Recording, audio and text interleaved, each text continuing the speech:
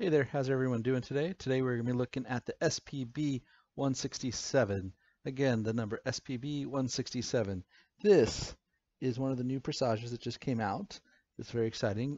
It's the sharp edge design, and can't wait to take a look at it. Let's pop this baby open, and don't worry, we'll see it here soon enough. This is the blue dial, sharp edge. And like all Presages, pretty much they've all got a great dial. And here we go again. Fantastic dial. You can see the pattern on there. I'll try to move the watch back and forth. Yes, this new design that they have here is based on an ancient Japanese design, but this series, the Sharp Edge series, actually it comes in a few different colors, and it's a very cool little motif for them to make these collections in the Presage collection. And the band and the head of the watch, the bracelet, they're very simple, very elegant. There you can see the S on the crown.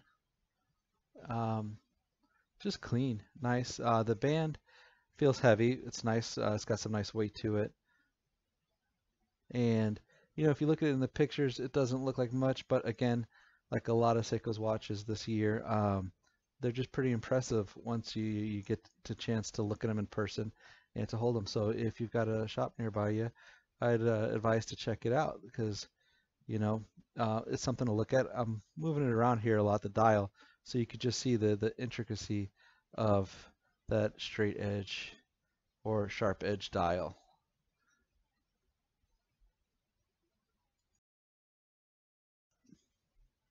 This series is fantastic. It looks simple, but when you start looking at the polishing, you got the little bit of that brush finish there, and the satin finish here.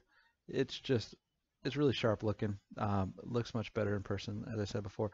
What I love about Presage is that Seiko takes Presage and it honors the Japanese heritage and the Japanese culture with these watches.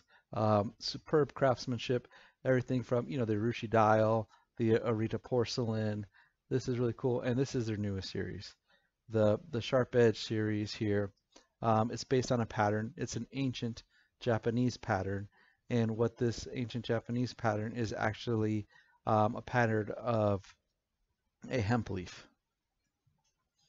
and that's the pattern that repeats itself continuously on there. So when you're flashing it back and forth, it's hard to see it. It looks almost like a star, but when you look at them right next to each other, you can get the idea of where this design came from. Again, this is a very common design in Japanese heritage.